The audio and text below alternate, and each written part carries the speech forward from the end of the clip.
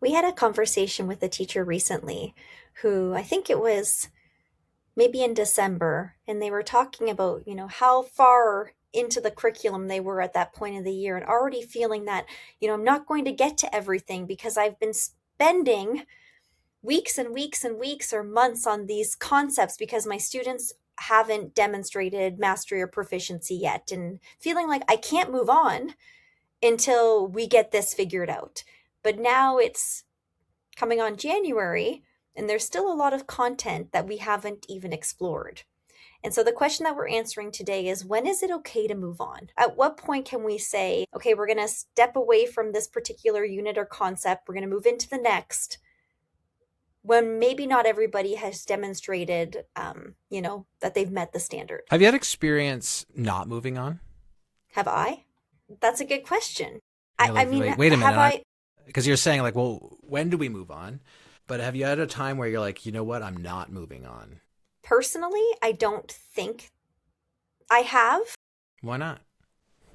Okay, so early in my career, I wouldn't have stayed on that unit forever, for weeks and weeks and weeks, because I would have felt the pressure of Right, pacing, right? Of for of sure. curriculum coverage. It's like I need to get to through this entire textbook, and this is how I've paced it. And if I spend an extra month on this unit, I'm going to be off pace. I Hmm. think later in my career, I would have moved on because I would have recognized that those concepts would come back up and I'd have Mm. other opportunities to strengthen and reinforce them through other strands. So, like, just because we have an all mastered division in this division unit, I know that division is not going away. But I do know that we talk to teachers who maybe sometimes feel like, well, my students don't have, addition and subtraction mastered. I can't move into these other strands or units. Right. What do you like? Because I think what you're saying as yourself is that you, with experience, you knew that you were going to recycle ideas, you were going to bring ideas back. So you were gaining the assessment and understanding of where your students were on these ideas, knowing that you're almost like earmarking that student A is here on division but needs to get to here, and student B is here on division but needs to get to here by the end of the year. And I know that there's opportunity later on for us to revisit. So it's okay for me to shift into maybe a different topic, or all of a sudden we're moving on to this strand because we are going to cycle back or spiral back to bring those students back. So we're not just one and doneing it. So I guess, if I'm a teacher who's resistant to doing that, what are some of the key understandings that maybe they haven't had yet that they need to have about that idea? I think I had a good understanding of eventually of where her curriculum and where her teaching moves were going to live, because she actively assessed where students were and where they needed to go, but then knew that because she had flexibility later, or she was going to build flexibility into her program, that she could revisit because she knew that she needed to make that happen. And I guess if I'm a teacher and I'm saying like, my kids don't get it, I know I'm supposed to move on, but then like, could I, like, maybe they're not ready to move on. Now what? And so I'm frustrated because I don't have so much time in the day to teach my curriculum, and I never get to everything because I'm slowing it up. I'm like, oh, I'm making sure that I got to stick with this one because they don't get it. But what key insight does this teacher need to have to make them feel okay with moving on? Because I think what Yvette's saying is like, she was okay with moving on. I was okay with moving on because of Right, these ideas. right, right. So I think deeply understanding the content that you are teaching is helpful in that, because Yvette was able to look at her curriculum and know that, okay, if the students don't have addition and subtraction with regrouping right now, I know it's going to come up again later, or I'm going to build in that extra practice time for students. I know it's going to come up again because every time we get to measurement, they're adding and subtracting lengths, they're adding and subtracting weights. And so it's going to provide an opportunity for that additional practice. So I think it's deeply knowing the content that you're teaching and not teaching concepts in isolation, and knowing that things are connected, and that if they didn't master addition and subtraction with regrouping in that chapter, it's okay to move on, because even though the next chapter is called measurement, we're still going to practice adding and subtracting as we're working through measurement. So I think it's understanding that. And that's really hard for a first year teacher or a teacher who's new to a curriculum for the first time, right? Yeah, for sure. And because I think what you said, a key kind of triggering word for me to think about an idea is that, like when the teacher's like understanding that we could move on, but I mean, like, oh, we're not going to be able to come back to this. Mm-hmm. And I think when we get stuck on that, like, I'm not going to be able to come back to this, we think, like, I have to give a grade to this Mm-hmm. student and assess where they are. I mean, I'm not going to ever come back to this, and therefore that grade's going to go in there. And so it's like, yeah, they don't get it. So then all of a sudden the grade looks not so great here, but then we never revisit it. And I think what I heard you say is really, this is an assessment philosophy issue to me.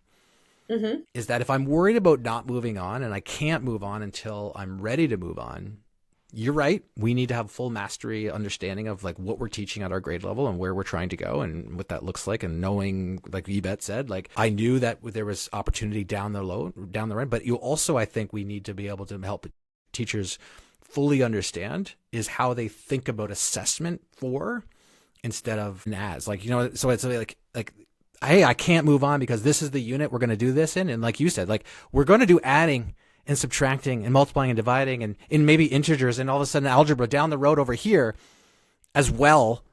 It's like, why can't I take that information and go back and adjust a grade on subtraction strategy, subtraction strategies? Like we get hung up on these like buckets Mm-hmm. that's where that lived and that can't live anywhere else, even though you've witnessed it over the course of a year strengthening. And I know that sometimes teachers get anxiety over that because it's like, well, then am I assessing all year long? And the answer is yes. Yes, you are. There isn't just like the unit is over. And I think we have to help everyone understand that you are assessing all years long, and it's okay to roll or look for those assessments or the understanding or the key understandings down the road, and be flexible enough to go back and adjust a grade if that's what you're worried about. Mm-hmm. And I think maybe, John, you just opened another complete can of worms, is how do we record student understanding? How do we let parents know where their child is as far as meeting Mm-hmm. standards? Is my school still using a percent grade and I assess them and I put a percent grade in a book? Or have we shifted to a more standards-based assessment, which I think is a little bit more flexible in what you're saying, right? If I'm assessing students' growth toward meeting a standard, then yeah, maybe first quarter, first trimester, they are scoring here. But by second trimester, I've reassessed and now they're here, and now they're getting a little bit closer and a little bit closer. And so, yeah, that's a big can of worms. And some things that, if you're a teacher listening, you probably don't have control over what your report card looks like, right? Mm-hmm. But these are conversations to maybe start having and questions to start asking, why does our report card look the way that it does? And is it time to maybe rethink this? Hmm. Yeah, that's another episode, Beth. Because I Right? now have a million thoughts to share with you. Right? Maybe that's tune in next time, right? But I think, as you're saying, formative assessment is a big, big part of knowing where your students are, knowing whether or not it's okay to move on. One other quick thought that I had is that I often tell teachers that, if you've got this wide range of students in your classroom, think about how you're structuring your lesson so that you allow for maybe that small group remediation, that tier 2 instruction to happen while your tier 1 instruction is moving on at grade level. Because what that provides you with is, and I often call it a safety net, right? I'm doing my whole group part of my lesson. I'm identifying through formative assessment that some students just aren't grasping what they need to grasp, but I'm going to keep moving on to a point where I know that the majority of the students have mastered, or maybe half, or whatever it might be, have mastered this concept and are ready for some independent work. And then my safety net is I know that I'm going to grab this group who is showing confusion throughout the lesson so that I can give them that tier 2 instruction right there during my lesson. And so it's maybe rethinking how to structure your lesson in a way that's going to provide that safety net for those students so that you're not feeling like, oh, I can't move on. We have to do one more problem because I have these 3 or 4 or 5 students who aren't understanding it. But, big idea here is you probably have a lot of students who are understanding it and who are ready to move on or to do some independent practice. So that's another thing just I think to think about. It's funny how so many of our conversations always come back to assessment. Like at the heart of really quality instruction is this deep understanding of the 3 types of assessment and how they inform instruction.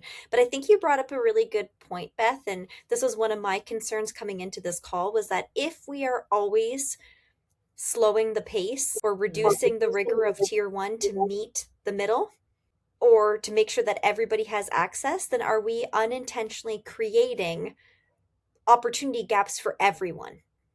And so that's something to be really mindful when we're thinking about, our pace and when it's time to move on. It's like, is it in our effort to make sure everybody gets up to grade level standard? Am I actually creating gaps for the entire class? Because we're not actually getting to all of the standards or to the depth of the standard. And so if that happens year after year after year, then we're compounding the gaps in opportunity for all learners. So it is a big question that we're addressing today. And I think one of the things we like to do in these episodes is talk also to our leaders.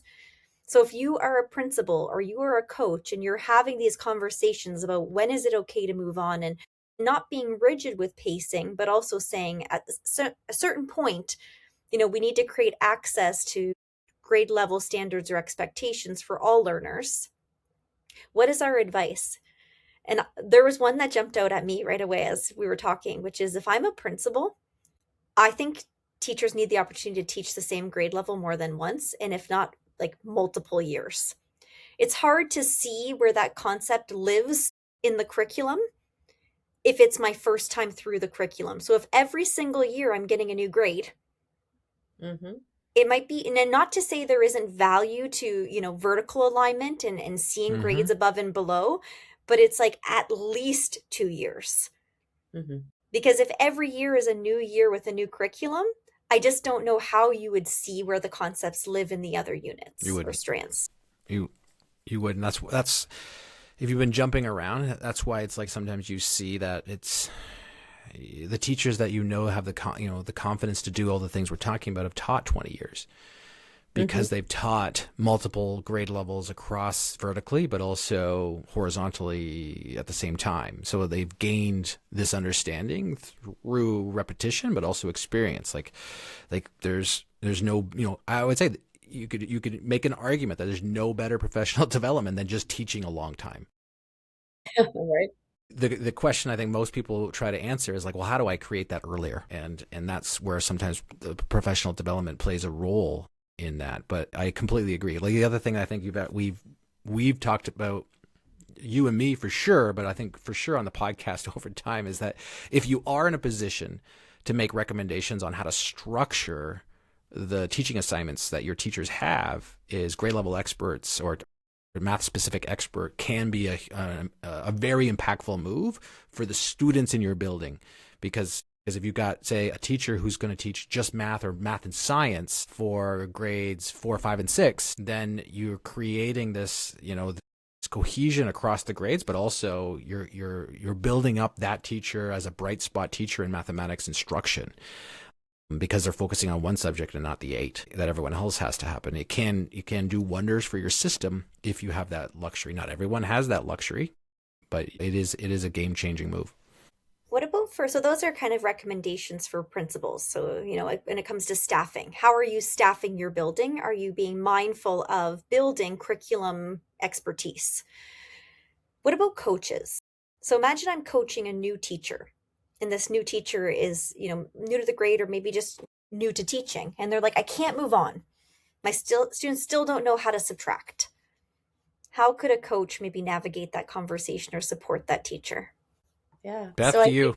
so I would say, in your, if you have opportunities for one-on-one coaching or maybe in your professional learning community meetings, that you really dig into the content and you help the teachers to see the connections between what's coming up, and you give them that, you let them know that it's okay to move on because we're going to see this again.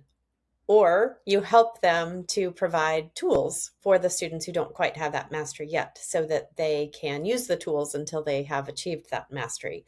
You help them to strengthen their tier 2 instruction. You help them to organize their lesson in ways. So, that's a lot to put on a coach, right? But I think the starting point would be, let's look at the curriculum together and let's see where there are going to be opportunities to practice this skill again that the students haven't quite mastered yet. I think we made a few recommendations here today, and I think ultimately we're trying to answer the problem. I think at one point, I think a pendulum maybe has swung, and I'm going to say that that might be true here in Ontario in the context of, our education system. At one point, our problem was we were covering the curriculum, right? Teaching all of the tier 1 expectations as they were written in the textbook without formative assessment to know who we were leaving behind. Right. Okay. Now, I think in elementary education, the pendulum has swung where it's like we want access and integration for all learners in the classroom. And in order to manage that and make it make sense for us, particularly with the gaps that came after COVID, as well as the shifts in our curriculum expectations, it's almost like now we're slowing everybody down. Mm-hmm. Or reducing the rigor or the depth of the expectations to create more access and more success, but we're actually leaving off a big chunk of the expectations at our grade level and unintentionally creating opportunity gaps for all. So it kind of comes back to our recommendation of assessment, formative assessment, having a really good understanding of where we need to be by the end of the year, and then helping to move every student as close as we can to meeting the standard through by the end of the year through strong tiered instruction, but without losing the rigor of our tier 1. Well said. I think you've nailed the big issue I think we're all up against, and I think these are some good moves to focus on. And I think we purposely, we don't want to share too many. This is like focusing on assessment can be a major game changer for your classroom, for you yourself, your school system or school itself, if you're just working and supporting a one school. So I would highly recommend answering that question. Like, do we feel like we have a good handle of what grade level expectations look like for students hitting those grade level content? Are we actively structuring how we're positioning our lessons to give more opportunities to see that, and making sure that we're covering teaching to grade level and not, say, adjusting and then trying to make sure everyone gets to these points, but then we miss out on some other important ideas. So the moving on is a great gateway to kind of talk about those things. If you want to continue this conversation, if you're a principal, you're a school leader, you're a coach, you're a coordinator, and you want to structure your math program to focus around assessment, we want to talk to you. We want to talk about what your math plan could look like if this is a major focus for the work that you want to do. You can head on over to makemathmoments.com/discovery. Hop on a call with us, and we can be talking about what this could look like for you going into next year.